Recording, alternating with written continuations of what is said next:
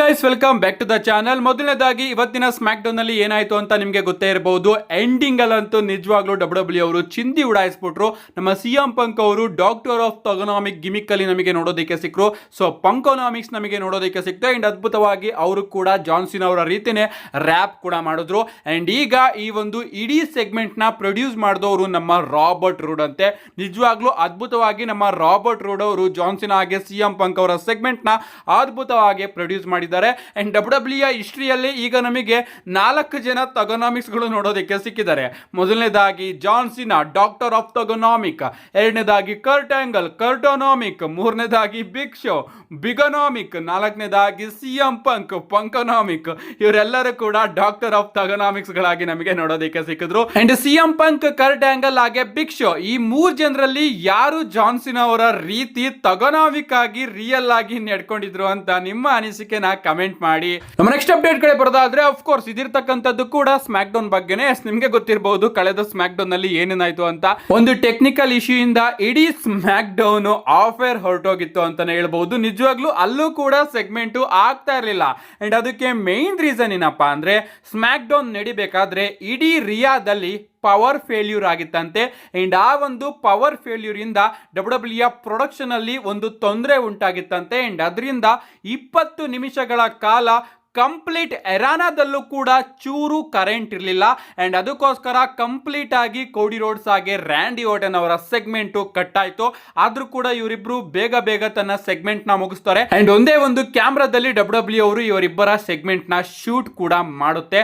ನಿಜವಾಗ್ಲೂ ಈ ರೀತಿ ಮಾಡಿದ್ದು ಒಳ್ಳೇದಾಯ್ತು. ಯಾಕಂದ್ರೆ ನೀವು ಆ ಒಂದು ಕಂಪ್ಲೀಟ್ ಸೆಗ್ಮೆಂಟ್ ನ ಮುಗಿಸಿ ಆಮೇಲೆ ತೋರಿಸಿದ್ರೆ ಇದೇನ್ ಗುರು ಹಿಂಗ್ ಮಾಡ್ತಾ ಇದಾರಲ್ಲ ಅಂತ ಅನ್ಸೋದು. ಸೊ ಆಗ ಡಬ್ಲ್ಯೂ ಅವರು ಬುದ್ಧಿ ಉಪಯೋಗಿಸಿ ಬೇಗ ಇವರಿಬ್ಬರ ಸೆಗ್ಮೆಂಟ್ ನ ಒಂದೇ ಒಂದು ಕ್ಯಾಮ್ರಾದಲ್ಲಿ ರೆಕಾರ್ಡ್ ಕೂಡ ಮಾಡ್ಕೊಂಡಿದ್ದಾರೆ. ಅಷ್ಟೇ ಅಲ್ಲ, ಕರೆಂಟ್ ಎಲ್ಲ ಹೋಯ್ತಲ್ಲ, ಆಗ ನಮ್ಮ ಕೋಡಿ ರೋಡ್ಸ್ ಅವರ ಫೇಶಿಯಲ್ ಎಕ್ಸ್ಪ್ರೆಷನ್ ಕೂಡ ನೀವು ಇಲ್ಲಿ ನೋಡ್ತಾ ಇರಬಹುದು.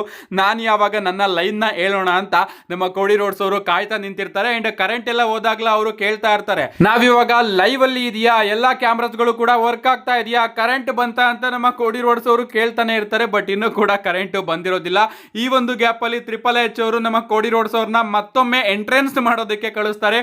ಅಂಡ್ ಆ ಒಂದು ಟೈಮ್ ಅಲ್ಲಿ ನಮ್ಮ ರ್ಯಾಂಡಿ ಓಟನ್ ಅವರು ಟಾಪ್ ರೋಪ್ ಮೇಲೆ ಎತ್ತು ಈಟ್ ಅಂತಾನೂ ಕೂಡ ಮಾಡ್ತಾ ಇರ್ತಾರೆ. ಅಂಡ್ ಅದಾದ್ಮೇಲೆ ಇವರಿಬ್ರು ಸಾಕು ಇನ್ನು ಎಷ್ಟೊತ್ತು ಎಳೆಯೋಣ ಅಂತ ಒಂದು ಚಿಕ್ಕದಾಗಿ ಪ್ರೋಮೋನ ಕಟ್ ಮಾಡಿ ಆ ಒಂದು ಸೆಗ್ಮೆಂಟ್ ನ ಡಬ್ಲ್ಯೂ ಅವರು ಕೂಡ ರೆಕಾರ್ಡ್ ಮಾಡ್ಕೋತಾರೆ. ಅಂಡ್ ಅದಾದ್ಮೇಲೆ ನಮ್ಮ ರ್ಯಾಂಡಿ ಓಟನ್ ಅವರು ಹೊರಟೋಗ್ತಾರೆ. ಅಂಡ್ ಕಾರ್ಮೆಲೋ ಅವರ ಎಂಟ್ರಿ ನೋಡೋದಕ್ಕೆ ಸಿಗುತ್ತೆ. ಡಬ್ಲ್ಯೂ ಅವರು ಚಿಕ್ಕದಾಗಿ ಟೈಮ್ ಪಾಸ್ ಮಾಡ್ಬೇಕಲ್ಲ, ಅದಕ್ಕೋಸ್ಕರ ಕೋಡಿ ರೋಡ್ಸ್ ಹಾಗೆ ಕಾರ್ಮೆಲೋ ಅವರ ನಡುವೆ ಕೂಡ ಒಂದು ಸೆಗ್ಮೆಂಟ್ ನ ನಡೆಸ್ತಾರೆ. ಇದೇನು ಇಂಪಾರ್ಟೆಂಟ್ ಆಗಿರೋದಿಲ್ಲ, ಟೈಮ್ ಪಾಸ್ ಮಾಡೋದಕ್ಕೋಸ್ಕರ ಡಬ್ಲ್ಯೂ ಅವರು ಈ ರೀತಿ ಕೆಲಸಗಳನ್ನ ಮಾಡಿದ್ದಾರೆ.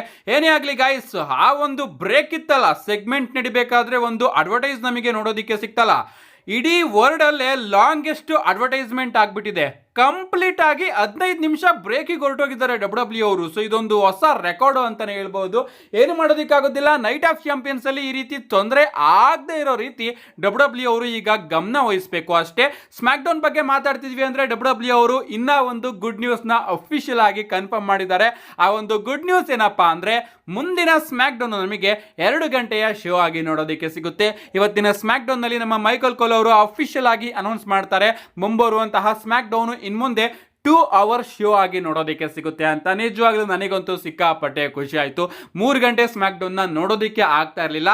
ನೋಡ್ಬೋದಾಗಿತ್ತು. ಇವತ್ತಿನ ಸ್ಮ್ಯಾಕ್ ಡೌನ್ ನಾನು ಸಿಕ್ಕಾಪಟ್ಟೆ ಎಂಜಾಯ್ ಮಾಡಿದೆ. ಬಟ್ ಇದೊಂದು ಸ್ಮ್ಯಾಕ್ ಡೌನ್ ಬಿಟ್ರೆ ಇನ್ನೆಲ್ಲ ಬೋರಿಂಗ್ ಮ್ಯಾಚಸ್ಗಳು, ಬೋರಿಂಗ್ ಸೆಗ್ಮೆಂಟ್ಗಳು. ಸೊ ಸದ್ಯ ಮುಂದಿನ ವಾರದಿಂದ ಸ್ಮ್ಯಾಕ್ ಡೌನ್ ಮತ್ತೆ 2 ಗಂಟೆ ಶೋ ಆಗಿ ನಮಗೆ ನೋಡೋದಕ್ಕೆ ಸಿಗ್ತಾ ಇದೆ. ನೆಕ್ಸ್ಟ್ ಅಂಡ್ ಫೈನಲ್ ಅಪ್ಡೇಟ್ ಕಡೆ ಬರೋದಾದ್ರೆ ಇದಿರ್ತಕ್ಕಂಥದ್ದು ನೈಟ್ ಆಫ್ ಚಾಂಪಿಯನ್ಸ್ ನ ಕೆಲವೊಂದಷ್ಟು ಸ್ಪಾಯ್ಲರ್ಸ್ ಗಳ ಬಗ್ಗೆ. ಕೆಲವೊಂದಷ್ಟು ಸ್ಪಾಯ್ಲರ್ಸ್ ಗಳು ಹೊರಗಡೆ ಬಂದಿದೆ. ಮೊದಲನೇದಾಗಿ ನಮಗೆ ನೈಟ್ ಆಫ್ ಚಾಂಪಿಯನ್ಸ್ ಅಲ್ಲಿ ಹೀಕುಲಿಯಾ ಅವರು ನೋಡೋದಕ್ಕೆ ಸಿಗ್ತಾರೆ. ಯಾಕಂದ್ರೆ ಹೀಕುಲಿಯಾ ಅವರು ಈಗಾಗಲೇ ಸೌದಿ ಅರೇಬಿಯಾದಲ್ಲಿ ತುಂಬಾ ಕಡೆ ಸ್ಪಾಟ್ ಆಗಿದ್ದಾರಂತೆ. ಸೊ ಹೀಕುಲಿಯಾ ಅವರು 100% ನಮಗೆ ನೈಟ್ ಆಫ್ ಚಾಂಪಿಯನ್ಸ್ ಅಲ್ಲಿ ನೋಡೋದಕ್ಕೆ ಸಿಗ್ತಾರೆ.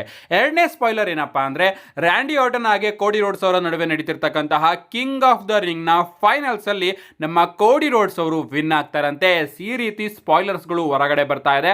ಈ ಒಂದು ಮ್ಯಾಚ್ ಅಲ್ಲಿ ನಮ್ಮ ಕೋಡಿ ರೋಡ್ಸ್ ಅವರು ರ್ಯಾಂಡಿ ಆರ್ಟನ್ ಅವರನ್ನ ಸೋಲಿಸಿ ಮೊದಲ ಬಾರಿಗೆ ಕಿಂಗ್ ಆಫ್ ದ ರಿಂಗ್ ಆಗ್ತಾರೆ. ಇದಾದ್ಮೇಲೆ ಫೈನಲ್ ಸ್ಪಾಯ್ಲರ್ ಏನಪ್ಪಾ ಅಂದ್ರೆ ನಮ್ಮ ಜಾನ್ಸಿನಾ ಹಾಗೆ ಸಿಎಂ ಪಂಕ್ ಅವರ ನಡುವೆ ನಡೀತಾ ಇದೆಯಲ್ಲ ಇದೆಯಲ್ಲ ಅನ್ಡಿಸ್ಪ್ಯೂಟೆಡ್ WWE ಚಾಂಪಿಯನ್ಶಿಪ್ ಗೆ ಒಂದು ಸಿಂಗಲ್ಸ್ ಮ್ಯಾಚ್. ಈ ಒಂದು ಮ್ಯಾಚ್ ಅಲ್ಲಿ ನಮ್ಮ ಜಾನ್ ಸಿನಾ ಅವರು ವಿನ್ ಆಗ್ತಾರಂತೆ. ಇದು 3ನೇ ಸ್ಪಾಯ್ಲರ್. ಅಂಡ್ ಇನ್ನ ಕೆಲವೊಂದಷ್ಟು ಸ್ಟೋರಿಗಳು ನಮಗೆ ನೋಡೋದಕ್ಕೆ ಸಿಗ್ತಾ ಇದೆ. ಅದೇನಪ್ಪಾ ಅಂದ್ರೆ ಇವತ್ತಿನ ಸ್ಮ್ಯಾಕ್ ಡೌನ್ ನ ನೋಡಿ ಫ್ಯಾನ್ಸ್ಗಳು ಸಿಎಂ ಪಂಕ್ ಹಾಗೆ ಜಾನ್ ಸಿನಾ ಅವರ ಫ್ಯೂಡು ಇಷ್ಟಕ್ಕೆ ಮುಗಿಯೋದು ಬೇಡ, ಇದನ್ನ WWE ಅವರು ಸಮ್ಮರ್ ಸ್ಲ್ಯಾಮ್ ತನಕ ತಗೊಂಡೋಗ್ಲಿ ಅಂತ ಸ್ಟೋರೀಸ್ಗಳನ್ನ ಕ್ರಿಯೇಟ್ ಮಾಡೋದಕ್ಕೆ ಶುರು ಮಾಡಿಬಿಟ್ಟಿದ್ದಾರೆ. ಯಾವ ರೀತಿ ಅಂದ್ರೆ ಜಾನ್ ಸಿನಾ ಹಾಗೆ ಸಿಎಂ ಪಂಕ್ ಅವರ ಮ್ಯಾಚ್ ಆಗಬೇಕಾದ್ರೆ ಮಧ್ಯದಲ್ಲಿ ನಮ್ಮ ಸೆತ್ ರೋಲೆನ್ಸ್ ಅವರು ಬಂದು ತನ್ನ ಮನಿ ಇನ್ ದ ಬ್ಯಾಂಕ್ ನ ಕ್ಯಾಶ್ ಇನ್ ಮಾಡೋದಕ್ಕೆ ಟ್ರೈ ಮಾಡಬಹುದು. ಅಂಡ್ ಆಗ ರೋಮನ್ ರೈನ್ಸ್ ಅವರು ಬರಬಹುದು. ಅಂಡ್ ಅದರಿಂದ ಈ ಒಂದು ಮ್ಯಾಚ್ ಸ್ಕ್ರೂಡ್ ಆಗಬಹುದು. ಅಂಡ್ ಅದರಿಂದ ನಮ್ಮ ಸಿಎಂ ಪಂಕ್ ಅವರು ಮತ್ತೆ ಹೋಗಿ ಜಾನ್ ಸಿನಾ ಅವರ ಮೇಲೆ ಮ್ಯಾಚ್ ಕೇಳಬಹುದು. ಅಂಡ್ ಆ ಕಡೆ ಕಿಂಗ್ ಆಫ್ ದ ರಿಂಗ್ ನ ಗೆದ್ದಿರ್ತಕ್ಕಂತಹ ಕೋಡಿ ರೋಡ್ಸ್ ಅವರ ಮೇಲೆ WWE ಅವರು ಸಿಎಂ ಪಂಕ್ ಅವರ ಮ್ಯಾಚ್ ನ ಬುಕ್ ಮಾಡಬಹುದು. ಈ ಒಂದು ಮ್ಯಾಚ್ ಅಲ್ಲಿ ಒಂದು ರೂಲ್ ಏನಪ್ಪಾ ಅಂದ್ರೆ ಈ ಒಂದು ಮ್ಯಾಚ್ ಅಲ್ಲಿ ಏನಾದರೂ ಸಿಎಂ ಪಂಕ್ ಅವರು ಗೆದ್ರೆ ಅವರು ಸಮ್ಮರ್ ಸ್ಲ್ಯಾಮ್ ಅಲ್ಲಿ ಆಗ್ತಾ ಇರ್ತಕ್ಕಂತಹ ಜಾನ್ ಸಿನಾ ಹಾಗೆ ಕೋಡಿ ರೋಡ್ಸ್ ಅವರ ಮ್ಯಾಚ್ ಗೆ ಆಡ್ ಆಗ್ತಾರೆ. ಅಂಡ್ ಹಂಗೆ ಈ ಒಂದು ಮ್ಯಾಚ್ ಟ್ರಿಪಲ್ ಥ್ರೆಡ್ ಮ್ಯಾಚ್ ಆಗಿ ಕನ್ವರ್ಟ್ ಆಗುತ್ತೆ. ಈ ರೀತಿ ಒಂದು ಸ್ಟೋರಿನ ತಗೊಂಡ್ ಬರಲಿ ಅಂತ ಫ್ಯಾನ್ಸ್ ಗಳು ಎಕ್ಸ್ಪೆಕ್ಟ್ ಮಾಡ್ತಾ ಇದ್ದಾರೆ. ರೀಸೆಂಟ್ ಆಗಿ ಒಂದು ಅಪ್ಡೇಟ್ ವಿಡಿಯೋದಲ್ಲಿ ನಾನು ನಿಮಗೆ ತಿಳಿಸಿದ್ದೆ, ಸಮ್ಮರ್ ಸ್ಲ್ಯಾಮ್ ಅಲ್ಲಿ ಪ್ರಾಬಬ್ಲಿ ನಮಗೆ 2 ಟ್ರಿಪಲ್ ಥ್ರೆಡ್ ಮ್ಯಾಚ್ ನೋಡೋದಕ್ಕೆ ಸಿಗಬಹುದು. ಒಂದು John Cena versus Cody Rhodes versus CM Punk, ಇನ್ನೊಂದು John Cena versus Cody Rhodes versus Randy Orton ಅವರ ನಡುವೆ, ಅಥವಾ ಈ 2 ಮ್ಯಾಚ್ ನು ಕೂಡ WWE ಅವರು ಆಡ್ ಮಾಡಿ ಒಂದು ಫ್ಯಾಟಲ್ 4-ವೇ ಮ್ಯಾಚ್ ನು ಕೂಡ ಬುಕ್ ಮಾಡಬಹುದು, ಜಾನ್ ಸಿನಾ, ಸಿಎಂ ಪಂಕ್, ರ್ಯಾಂಡಿ ಆರ್ಟನ್ ಹಾಗೆ ಕೋಡಿ ರೋಡ್ಸ್ ಅವರ ನಡುವೆ ಅಂತ. ಸೊ ಈಗ ಕಾದ್ ನೋಡಬೇಕು ಗೈಸ್, ಸಮ್ಮರ್ ಸ್ಲ್ಯಾಮ್ ಗೆ WWE ಅವರು ಯಾವ ಒಂದು ಬಿಗ್ ಮ್ಯಾಚ್ ನ ಪ್ಲಾನ್ ಮಾಡ್ತಾ ಇದ್ದಾರೆ ಅಂತ.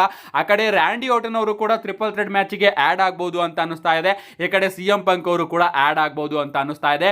ಅನ್ಲೆಸ್ ನಮ್ಮ ಸಿಎಂ ಪಂಕ್ ಅವರು ರೋಮನ್ ರೈನ್ಸ್ ಹಾಗೆ ಸೆತ್ ರೋಲೆನ್ಸ್ ಅವರ ಜೊತೆ ಸ್ಟೋರಿಗೆ ಹೋದ್ರೆ ಮಾತ್ರ ಆ ಕಡೆ ರ್ಯಾಂಡಿ ಆರ್ಟನ್ ಅವರು ಆಡ್ ಆಗ್ತಾರೆ. ನೈಟ್ ಆಫ್ ಚಾಂಪಿಯನ್ಸ್ ಅಲ್ಲಿ ನಮಗೊಂದು ಕ್ಲಿಯರ್ ಇಂಡಿಕೇಶನ್ ಸಿಗುತ್ತೆ ಸಮ್ಮರ್ ಸ್ಲ್ಯಾಮ್ ಅಲ್ಲಿ ಏನಾಗುತ್ತೆ ಅಂತ.